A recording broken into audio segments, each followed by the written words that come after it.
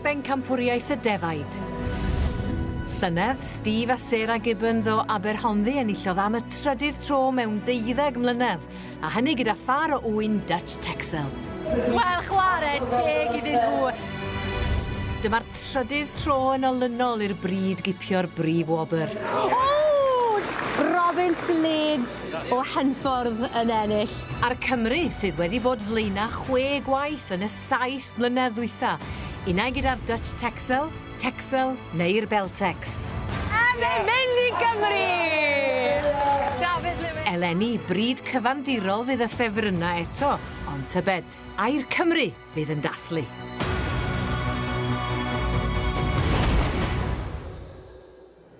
Wel, dyma ni gyfeillion, y foment fawr. Fe ymgeisio dros 450 o beiri fan hyn eleni yn y ffair, ond nawr mae'r gorau ymlith y goreuon yn brwydro'n erbyn ei gilydd mwyn darganfod pwy fydd seren y sioe fan hyn yn 2019.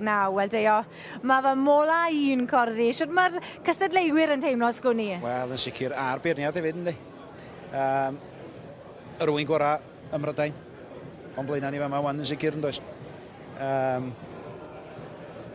Waw, mae yna beiri yma. Hwn yw'r Champions League. Mae rai gweud y gwir. Cymoliaeth i bawb sydd wedi dod â defyd yma, ond yn enwedig nawr i'r 4 par hyn sydd yn ni yn y flwyddyn ola. A drychwch ar y restr. Maen nhw gyd yn bobl ifanc. Falle ni weid bod Elfed ychydig yn hun, ond mae'r gweddill yn ifanc i gyd. O'n i bai am Elfed sy'n effeithio'r average. Ond mae Elfed yn dipyn o gymeriad. Byddwn ni'n tybed bod 7 math o'r 8 mas neithol gyda ffermwyr ifanc. A fe, felly oedd y bus driver. Oedd e'n i canon nhw, llai garantio hynny. Ond da ni'n meddwl bod rhan fwyaf rhain wedi meithrin i sgiliau trwy'r ffermwyr ifanc hefyd. Odi, mae'n ysgol brofiad, ysgol arbennig, a mae'r beirniad fan hyn nawr. Arno fe mae'r pwysau ymuned hyn i wneud y galwad sy'n mynd i dod i un o'r un yn Pencampwr y sioe yn y flwyddyn hyn ble mae wedi bod wrthi am 30 o flynyddau. Mae brwdfrydedd yr arddangoswyr yma'n heintus yn dywe. Yr holl ymroddiad a'r angerdd yma sydd gyda nhw. Mae yna waith eithriadol yn mynd i mewn i wneud ŵyn fel hyn, Meinir. O'i geni i gyrraedd y diwrnod yma heddiw yma. Mae nhw'n anhygoel i ddweud y gwir. A mae hon yn ffenna siop i ni fel gynnyrchwyr cig yng Nghymru. A mae'r dorf wedi dod ynghyd i wylio y gystadleuaeth bwysica fan hyn yn Cylch y Defaid. A sa'n ni edrych lawr y restr, pwy sydd 'da ni yw Elfed a Kate Hovers a Jones o Gwmhydfer Trecastell. Wedyn mae 'da ni Iowan Jones, Bro Mebyd, Sir Gar, gyda y par o adran pwysa'r cigydd. Richard a Jamie Jarman gyda'r Beltex o adran y cyfandirol, a wedyn yn y pen draw, Taylor Josephs gyda y torddi o adran Brydau Mynydd Cymreig. Nawr, Tadeo, pen ar y bloc, dim esgusodion. Pen ar y bloc i fi y Beltex.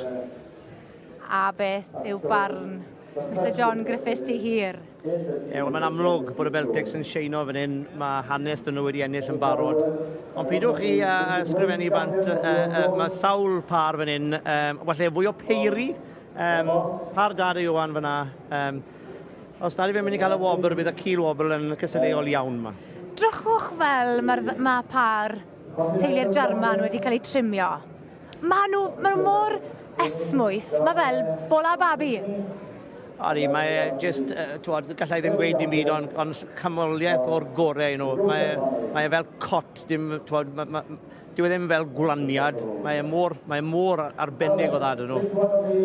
Mae oriau waith wedi mynd mewn fan'na. A lot o drics wedi mynd mewn fan'na wedyn ni. Wel, ni'n gwybod Robin Slade o Henffordd sydd wedi i hyddysgu nhw. Maen nhw'n gwybod yn iawn beth maen nhw'n gwneud. Ond yn aml iawn yn y ffeiri ni, os nawn ni edrych ar yr ystadegau, wrth gwrs, ers y cychwyn cyntaf, adran pwysa'r cigydd neu'r cyfandirol sydd fel arfer yn cyrraedd y brig yma. Os nawn ni edrych hefyd, mae adran y Brydau Cyfandirol wedi ennill 4 allan o'r 5 mlynedd ddiwethaf, sef yr adran mae'r Beltex yn cynrychioli heddi. Yndi. Mae reit anodd gwahaniaethu rhwngthyn nhw, Meinir. Eitha mae John yn dweud efo yma, mae'r safon mor uchel o fewn y 4 par i ddweud wir.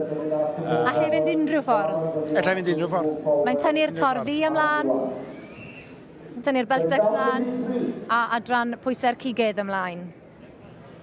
O'r un ag un sy'n bendant nawr yw un o'r 3 na sy'n mynd i gael ei dim un o'r 4. Mae yna 2 o Gymru.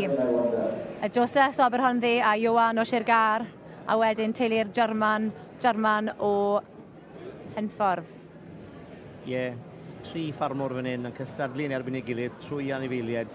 Mae e jyst yn ffantastig i weld. Mae'n brofiad i gweud y gwir i fod yma a teimlo'r naws yn y sied yma heddi. Mae pethau'n dechrau tawelu. Dwi'n credu bod y canlyniad yn mynd i fod gyda ni o fewn dim deo.